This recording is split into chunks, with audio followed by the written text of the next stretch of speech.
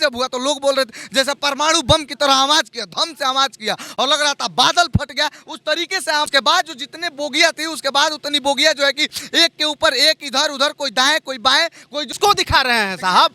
किसको दिखा रहे हैं? रेल मंत्री अश्विनी वैष्णव जी को या मोदी जी को दिखा रहे हैं या इस भारत के सिस्टम को दिखा रहे हैं? इस भारत की सिस्टम कभी सुनने वाली नहीं है।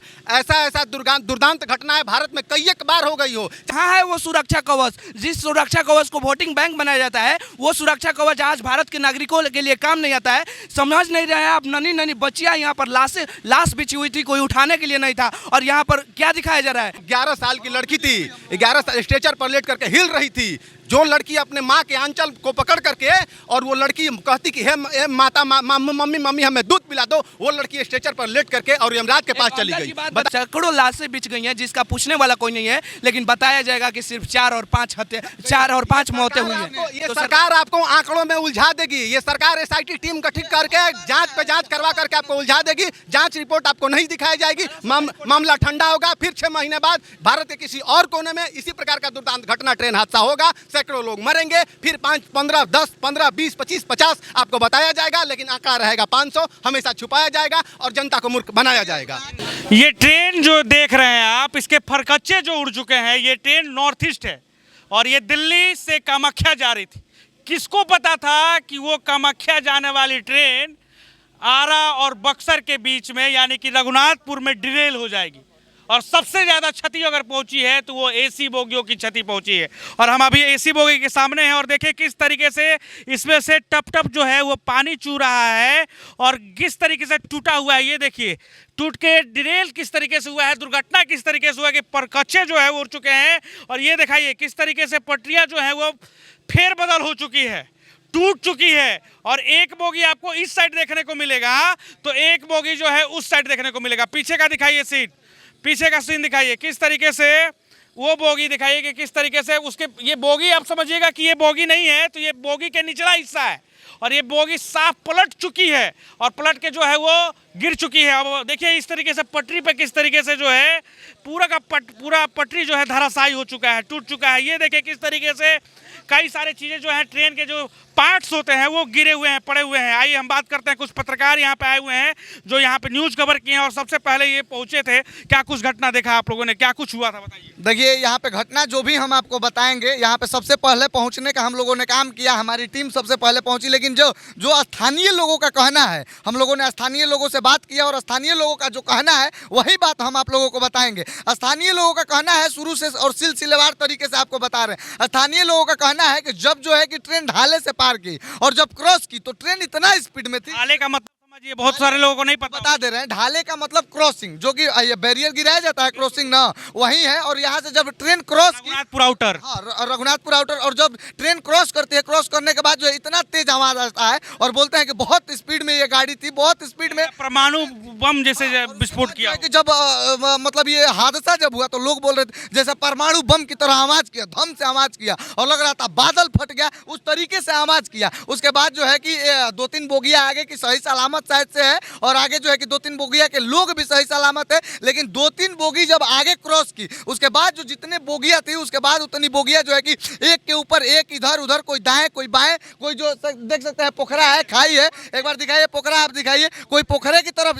जाती हुई बोगी नजर आई, कोई जो है कि इधर गई, कोई पटरी जो है कि उलट पुलट हो गया, कोई पटरी उखड़ गया। और सारा पटरी भी आपको दिखाने का प्रयास करेंगे। देखिए ये पटरी देख लीजिए आराम से, देखिए ये पटरी देख लीजिए, यहाँ पे पटरी का स्थिति। ये किसको आप लोग दिखा रहे हैं? हम आप ही सवाल कर रहे हैं, ये बताइए ये किसको दिखा रहे हैं साहब? किसको दिखा रहे हैं? रेल मंत्री अश्विनी वैष्णव जी को या मोदी जी को दिखा रहे हैं या इस भारत के सिस्टम को दिखा रहे हैं? इस भारत की सिस्टम कभी सुनने वाली नहीं है।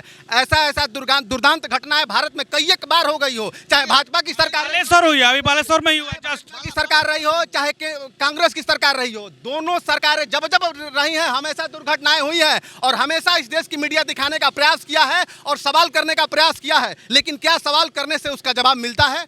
नहीं मिलता है। यहाँ पर खड़ा होता है कि कहाँ है वो सुरक्षा कवच? जिस सुरक्षा कवच को वोटिंग बैंक बनाया जाता है, वो सुरक्षा कवच आज भारत के नागरिकों के लिए काम नहीं आता है। समझ नहीं रहे हैं आप। नन्ही नन्ही बच्चियां यहाँ पर लाश बिछी हुई थी, कोई उठाने के लिए नहीं था। और यहाँ पर क्या दिखाया जा रहा है? हमने देखा लाश किस तरीके से पत्र हम आपको विजुअल दे देंगे। 11 साल की लड़की थी, 11 साल स्ट्रेचर पर लेट करके हिल रही थी। जो लड़की अपने माँ के आंचल को पकड़ करके और वो लड़की कहती कि हे माता मम्मी मम्मी हमें दूध पिला दो, वो लड़की स्ट्रेचर पर लेट करके और यमराज के पास चली गई। बता रहे हैं रैना जी आपको, ये सच्चा पत्रकार होने के नाते कि यहाँ पर ये मंजर है कि सैकड़ों लाशें बिछ गई हैं जिसका पूछने वाला कोई नहीं है, लेकिन बताया जाएगा कि सिर्फ 4 और 5 मौतें हुई हैं। ये सरकार आपको आंकड़ों में उलझा देगी। ये सरकार एसआईटी टीम गठित करके जांच पे जांच करवा करके आपको उलझा देगी। जांच रिपोर्ट आपको नहीं दिखाई जाएगी, मामला ठंडा होगा, फिर 6 महीने बाद भारत के किसी और कोने में इसी प्रकार का दुर्दांत घटना, ट्रेन हादसा होगा, सैकड़ों लोग मरेंगे, फिर 5, 15, 10, 15, 20, 25, 50 आपको बताया जाएगा, लेकिन आंकड़ा रहेगा 500, हमेशा छुपाया जाएगा और जनता को मूर्ख बनाया जाएगा। देखिए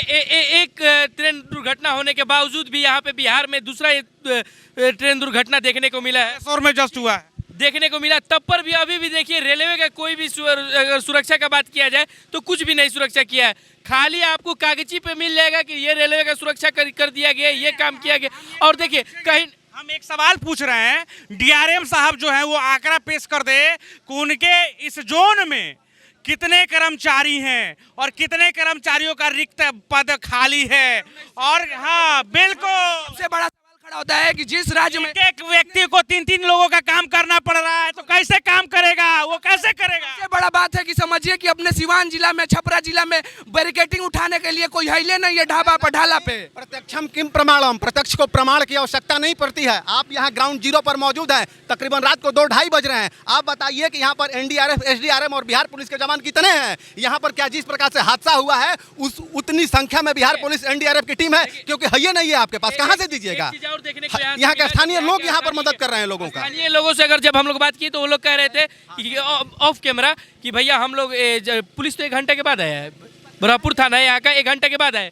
1 घंटे से हम लोगों को हटाना बढ़ाना, जो अंदर से जो लोग क्षतिग्रस्त थे उन लोगों को, जो दुर्घटना में थे उन लोगों को बचा रहे थे, निकाल रहे थे बाहर हम लोग। बाकी प्रशासन भी लेट से यहाँ पे सवाल पूछेंगे कि आखिर दुर्घटना क्यों घट रही है, आखिर इस तरीके से लोग जो हैं वो क्यों घायल हो रहे हैं और मर रहे हैं, आखिर उनका जिम्मेदारी कौन लेगा, इनका कसूर क्या था, आखिर इनके साथ ऐसी घटनाएं क्यों हुई। देखिए ट्रेन की किस तरीके से जो है पटरियां तिरछी हो चुकी है, बेंड हो चुका है ये पूरा का पूरा पटरी जो है, वो सिस्टम जो है वो जो